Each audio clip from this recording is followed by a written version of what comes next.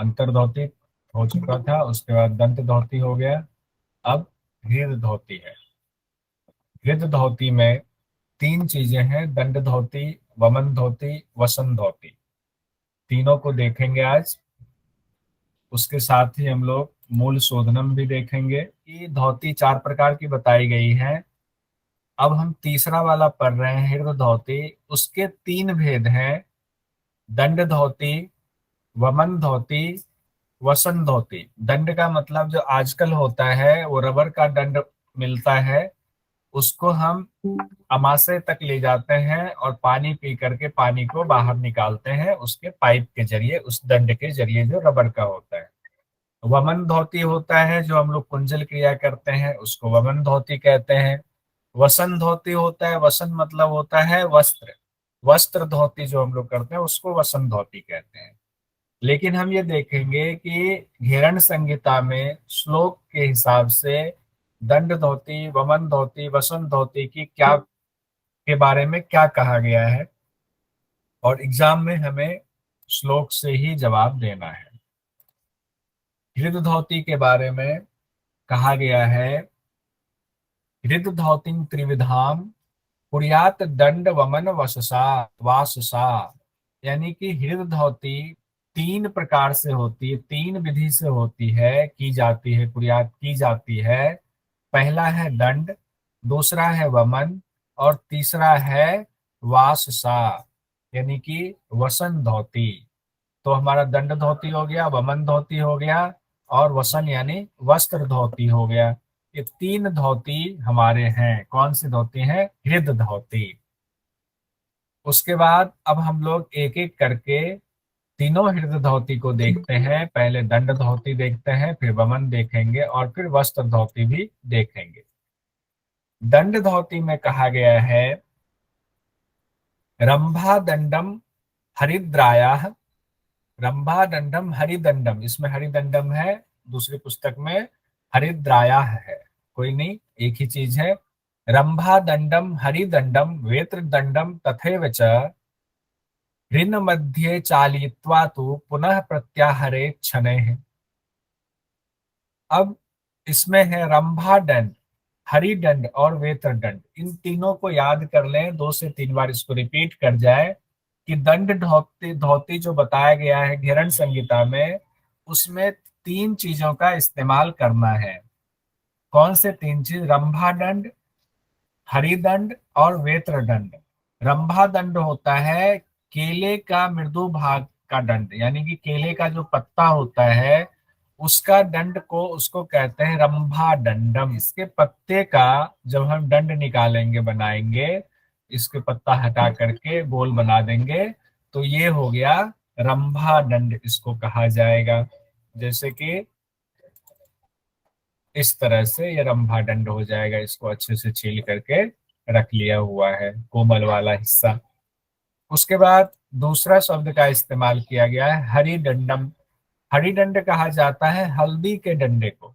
हल्दी का छोटा पौधा होता है, उसको हरि दंड कहा जाता है। जैसे कि ये है हल्दी का पौधा, इसका बीच से निकालते हुए बाहर वाला पोर्शन हटा देंगे तो कोमल वाला पोर्शन डंडे के समान ये निकल आता है। और इसको बड़ा करके देखें तो इस तरह से है।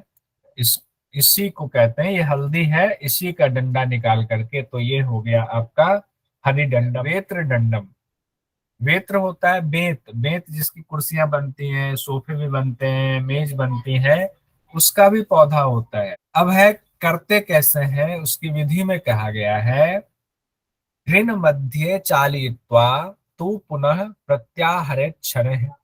कफ, पित्त तथा क्लेद, इसका रेचेद ऊर्ध्व वर्तमना। उसके बाद कहते हैं आगे, दंड धोती विधानेनं हृदय रोगं नासिये ध्रुवम। दंड धोती में तीन चीज का इस्तेमाल किया गया है, केले के डंठल का, हल्दी के डंठल का और बेत के डंठल का। तीनों में से जो भी हो आपके पास। पहले जमाने में ये घेरन ऋषि अपने शिष्य चंडकपाली को बता रहे हैं, उसको हृदय के मध्य में ले जा करके बार बार निकालना है, उसका चालन करना है। तो उससे क्या होगा, जैसे ही ले जाएंगे मुंह में कोई चीज ऐसे भी जाता है तो हमें उबकाई आती है। तो कहते हैं वो रेचक, रेचन करना है। कैसे रेचक होगा? तो पित्त, कफ और क्लेद, ये मुंह से उसका रेचन करना है। वो अपने आप निकलेगा तो उसको रोकना नहीं, रेचन होने देंगे। फल में कहा गया है इस धोती के अभ्यास से हृदय रोग निश्चित तौर पर दूर हो जाता है। ये हमारा दंड धोती हो गया। अगला हमारा वमन धोती का अभ्यास। वमन धोती में कहते हैं, अब देखिए वमन धोती का मतलब हम लोग कुंजल जानते हैं। तो कुंजल का अभ्यास जो हम लोग करते हैं और जो गैरन संहिता में बताया गया है, दोनों में फर्क करने की कोशिश कीजिएगा। ठीक है। इसमें कहा गया है भोजनांते पिबेद द्वारी चा कंठन पूर्णित सुधि ऊर्ध्वाम दृष्टि क्षणं कृत्वा तज्जलम वमयेत पुनः नित्यम अभ्यास योगेन कफ पित्तम निवारयेत। यानी कि भोजनांते, भोजन के अंत में, पिबेद द्वारी, पानी पिएंगे, चाकंठम पूर्णित सुधि, कंठ तक पानी पी लेंगे। यानी कि भोजन करने के बाद कहा गया है वमन धोती कि जो ज्ञानी साधक है, सुधि का मतलब होता है सुधि साधक, विद्वान साधक, ज्ञानी साधक। कहते हैं ज्ञानी साधक क्या करते हैं, भोजनांते, भोजन के अंत में कंठ पर्यंत पानी पी लेते हैं। और कंठ पर्यंत पानी पीने के बाद क्षण भर ऊपर देखते हैं, दृष्टि ऊपर करते हैं, ऊर्ध्वांग दृष्टि क्षण, क्षण भर ऊपर दृष्टि देखते हैं। और उसके बाद तज्जलं वम्येत पुनः, उस पानी को वमन के द्वारा निकाल देते हैं। तो पानी जो कंठ तक पिया है उसको निकालते हैं। तो कहते हैं नित्यम अभ्यास योगेन, योग के इसका अभ्यास नित्य करने से कफ पित्तम निवार्येत, कफ और पित्त का निवारण होता है। यानी कफ और पित्त दोष खत्म होता है। अब इसको देखते हैं एक बार फिर से। वमन धोती में क्या कहते हैं, सुधि साधक को भोजन के ठीक बाद कंठ पर्यंत जल को पीना चाहिए। फिर क्षण भर ऊपर को देखते हुए वमन कर देना चाहिए, यानी वो उस पानी को बाहर निकाल देना चाहिए। फल में क्या कहा गया है, नित्य अभ्यास करने से पित्त और कफ का निवारण होगा, दो चीजों का निवारण।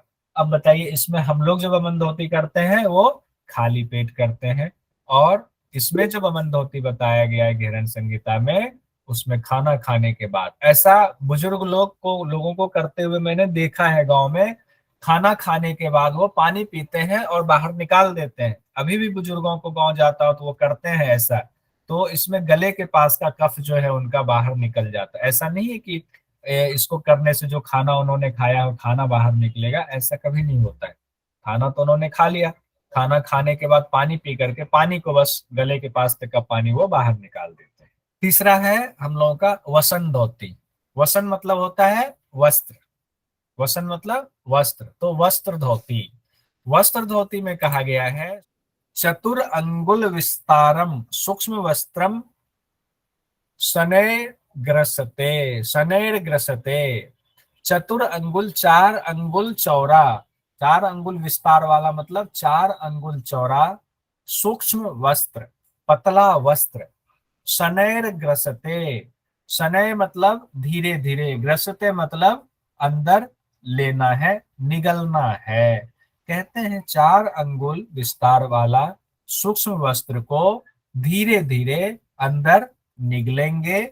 पुनः प्रत्याहारे देतत, प्रत्याहारे देतत प्रोच्यते धौती कर्मकम। यानी कि उसके बाद पहले तो हमने निगल लिया और फिर उसको बाहर निकाला, यही धोती कर्म है। कौन सा धोती कर्म है? तो वसन धोती कर्म है। कहा गया है वसन धोती यानी वस्त्र धोती में चार अंगुल चौड़ी। ये देखिए ये वसन धोती वही वस्त्र धोती है जो हम लोग करते हैं, ये एग्जैक्ट वही है। बस इसमें लंबाई नहीं बताई गई है, कितनी देर तक रखना ये नहीं बताया गया, ये सब गुरु के लिए छोड़ दिया गया है। चार अंगुल चौड़े पतले, और कहा गया ना महीन वस्त्र को, पतले वस्त्र को धीरे धीरे निगलना है, फिर इसे धीरे धीरे ही बाहर निकालना चाहिए, यही वस्त्र धोती है। ये क्रियाविधि बताया गया। अब फल के बारे में कहते हैं, इसको करने से क्या होगा, ये बड़ा इंपॉर्टेंट है इसका फल, ये एग्जाम में आता है।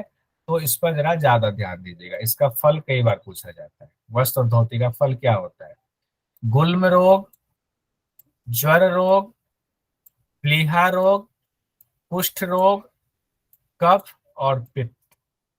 विनश्यति, इसका नाश होता है। कितनी चीजें हो गई?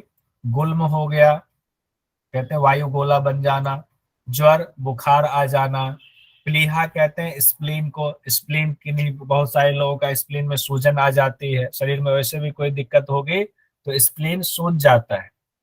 उसके बाद हाँ, पुंडित जी ने 6 कहा, स्प्लीन सूज जाता है। उसके बाद कुष्ठ, ये वाला बड़ा इंपॉर्टेंट है। कहा जाता है कुष्ठ रोग कौन से धोती से ठीक होता है? 4-5 ऑप्शन दिया जाएगा। कुष्ठ रोग वसन धोती यानी वस्त्र और धोती से ठीक होता है। कफ और पित्त, इसका नाश होता है। ये 6 रोग हैं, 6 को अभी देख लेंगे दोबारा।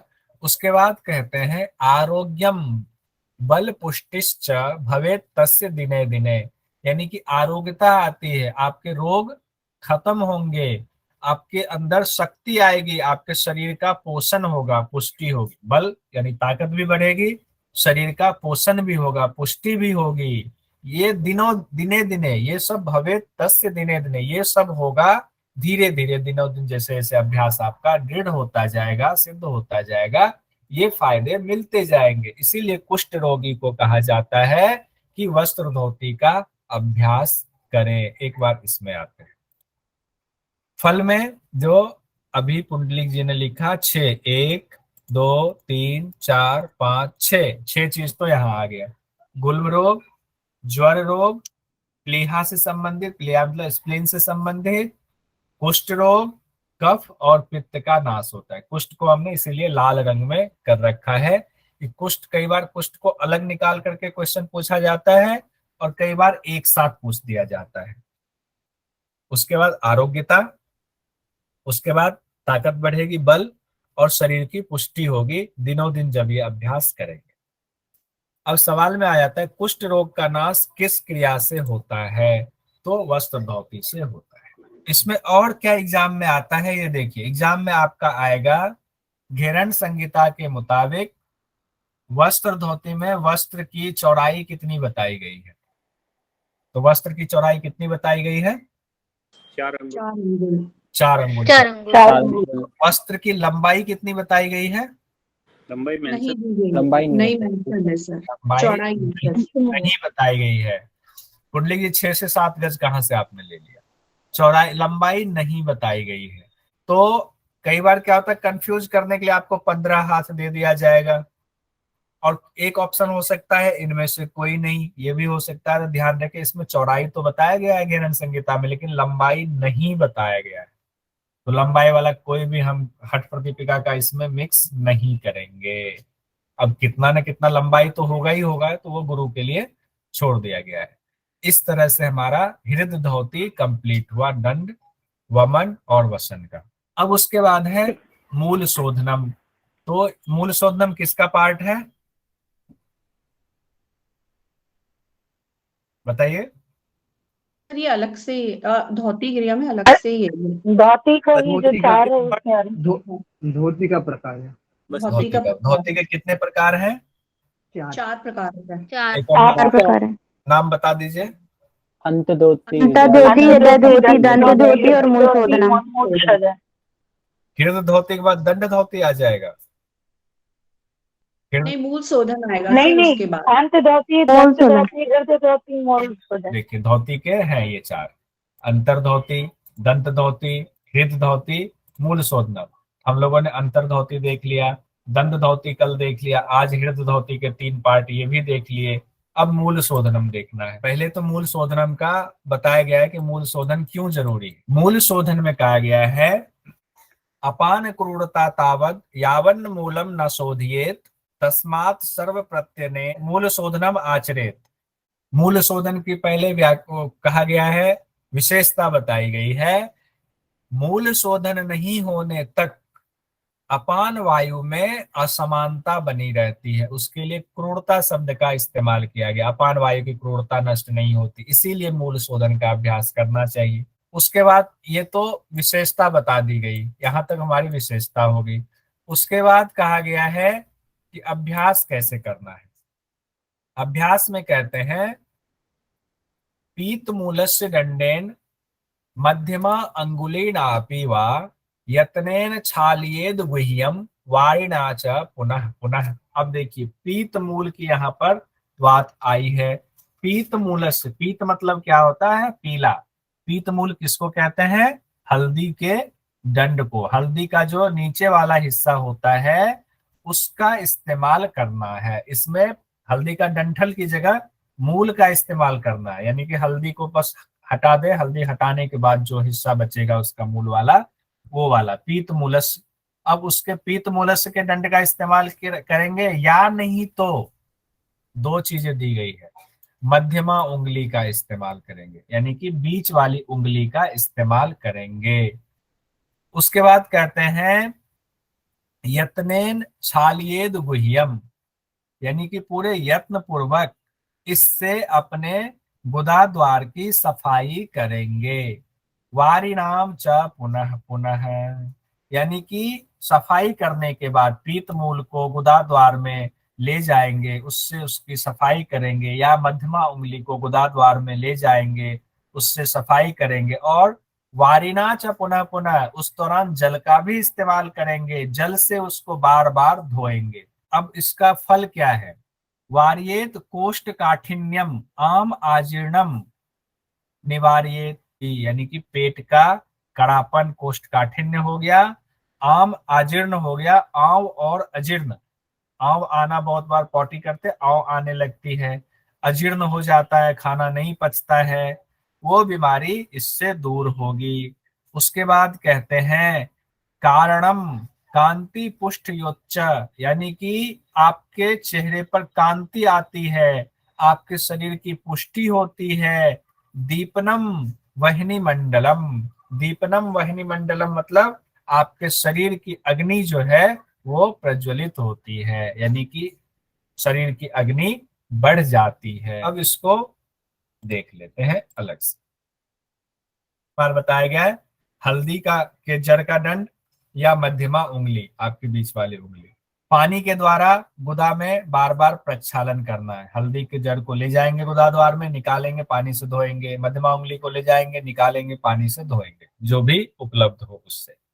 फल में कहा गया है कोष्ठकाठिन्य दूर होगा, अमाजीर्ण की समस्या नहीं होगी, आव आना और अजीर्ण की समस्या नहीं होगी, कांति बढ़ती है, पुष्टि होती है शरीर में, और जठराग्नि प्रदीप्त होती है।